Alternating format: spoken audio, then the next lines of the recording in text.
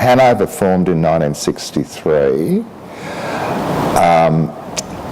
Anyone who was homeless, the very small number of people who were homeless then, there was no problem with them getting housing. If people wanted housing then, we could get it. So hold that thought as I go through. We're now in 2017 and we face very different structural challenges. Launch, we see 18,000 people each year. So the homelessness system, I'll do this very briefly because we've already touched on that, but it really comprises, it's a funding system, comprises two former systems, former SAP and the current National Partnership Agreement. So the bulk of the resources and the programs really reflect the structural drivers and what was happening around homelessness in the mid-80s and from the times that the programs have been introduced. So what this often means for the clients, it was a centrally designed program that assumed everyone who was homeless needed support. There's been minimal or no consumer choice or involvement in design of programs or in feedback. Very few services have consumer input, consumer committees, whereas if this was a mental health conference, the room would be full of consumers. Importantly, it means services are not located where they're needed. The largest group of homeless people in Victoria, this is back on the 2011 census, was not in the CBD, not in any of the inner city, it's in the city of Dandenong. So that's where the largest group of homeless people are in Melbourne. Is that where the most homeless services are? Not even close. So, and that's historical because it's a basis of funding deals and funding that came available back in the 80s and then another batch of funding in 2008.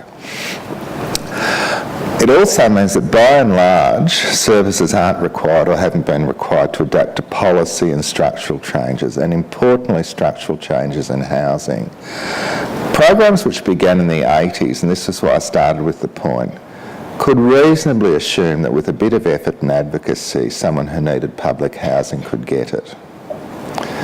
And a lot of services continued that approach, and that is their service model, even though it was blindingly obvious that there were no houses to get people into.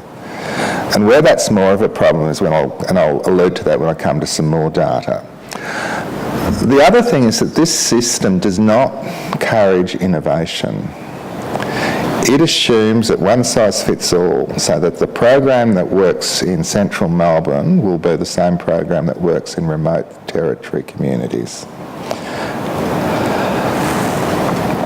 And importantly, and this is really important for a cohort of homeless people, it means there's not coordination with other important services is not happening. So does anyone know the Pareto principle, 80-20 rule? I think Shelley Mallet might know, I think he was a philosopher, but the assumption is that 20% of the input creates 80% of the results, 20% of the workers, so 20-80 rule, produce 80% of the result, 20% of the customers create 80% of the revenue, etc., etc. Now, 80-20, 70-30, 75-25, but this is what you see in homelessness. So, first thing is, people experiencing homelessness are not an homogenous group and their experiences are different. So here's some data from public homelessness shelters in the USA. So these are homeless shelters. It's hard to compare the US system because all of their homelessness discourse really focuses on shelters. But even with the shelters, 80% of people are transitional, low frequency and very short stays. So not appearing often, have very short stays and then get themselves out of it. 10% are episodic, high frequency but with short stays, and 10% are chronic. High frequency users and long stays in the system.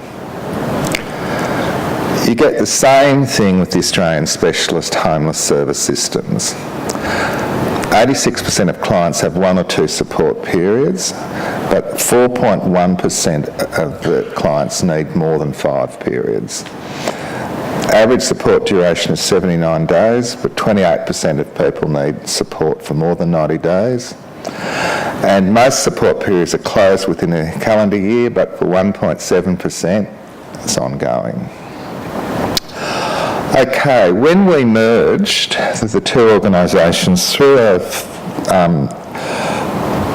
corporate support, we've developed a data set called the Asset, which sounds very Orwellian, but really what it was, we put together the data, client data for homegrown and homelessness. It's about 20 years worth of data.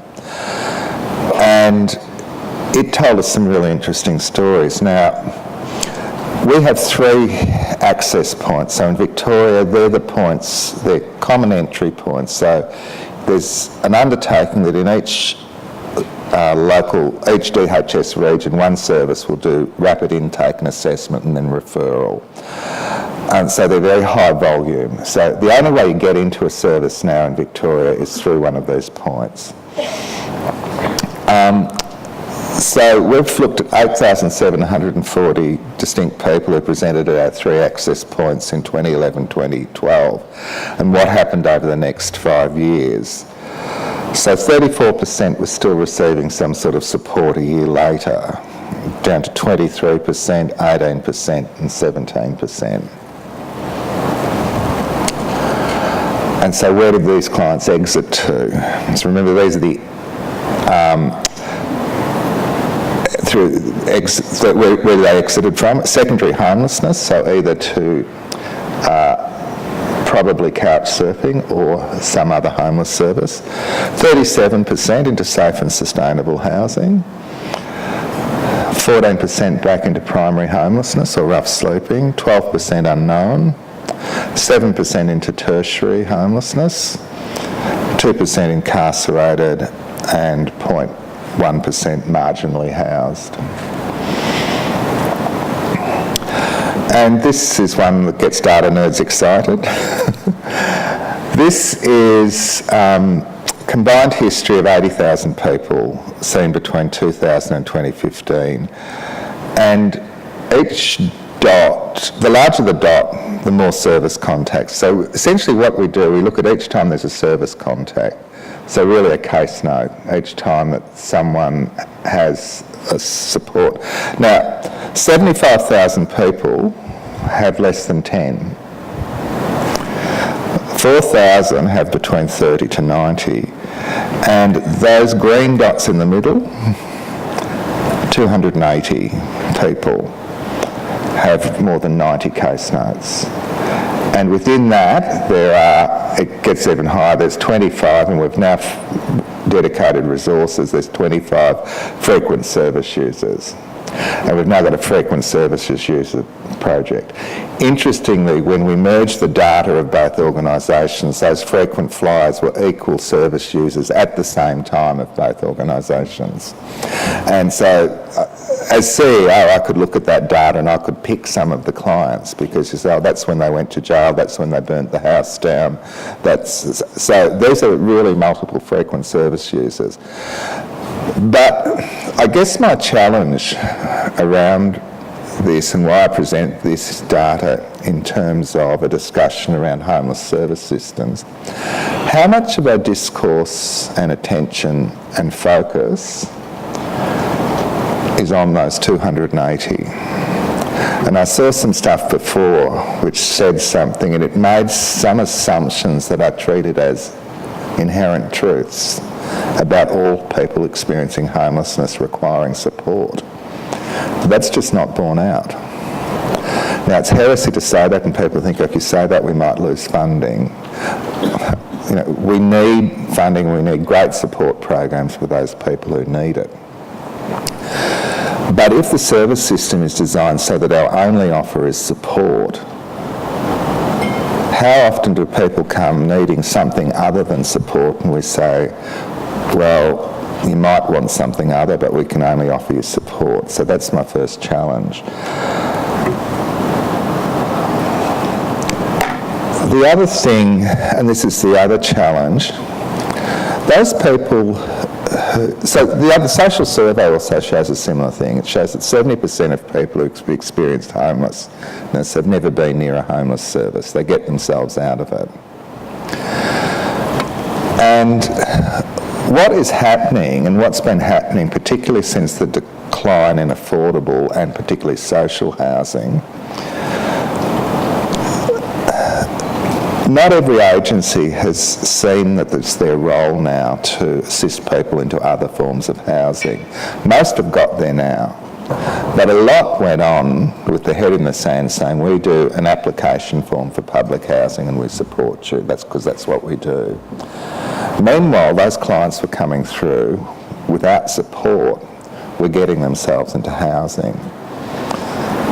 So there is a moral question for services there. You know, what is your obligation to work your backside off to get people into housing? I would love there to be social housing for everyone, but I'd also love a full head of hair and a waistline. You know, it's not happening anytime soon. So I think your obligation is to, that's a question for providers. Just very quickly, I think the framework now that we're looking at is low needs complexity and multiple complex needs, that continuum. And then what are the housing types that work with that? And that ranges from full private rental on the market, some private rental subsidy, some private rental ongoing or a large subsidy, affordable housing to social housing. And then the service needs differ. At the top end, the only other services needs are just the universal service needs, education, health. And as you come down, people with lower complexity who are experiencing homelessness because of housing stress often need support around education and employment. And then it ranges through to full supported living. And then the two support streams that work with that are the homelessness support and the family violence support. So I'll finish with some key strategic and ethical questions for not-for-profits. First question, I shouldn't have, well, are we, if we work in a not-for-profit, are we an independent not-for-profit that works to meet our mission, or are we simply an outsourced arm of government? Now, if we're an independent not-for-profit, I think we need to start acting like that. Second one, to what extent are organisations responsible for delivering more responsive services that adapt to change rather than waiting for government to do this? Who is best placed to join up services for consumers, government or service providers? Here's a hint, there's no evidence in the whole world that government's ever been able to do it. They've spent an enormous amount of money trying to, but there's absolutely no evidence anywhere that they can do it. There's a little bit that not-for-profits can. What do we, as distinct from government, think a client or consumer can rightly expect of a service? How many of us have our own service standards as distinct from those applied by government? And what responsibility do we have to source other streams of income other than government, other than SAP, whatever? I think they're important and they should continue and they needed to be increased. But do we also have some responsibility to say other income streams? Otherwise, we are just going to act as an outsourced arm of government. Okay, thank you.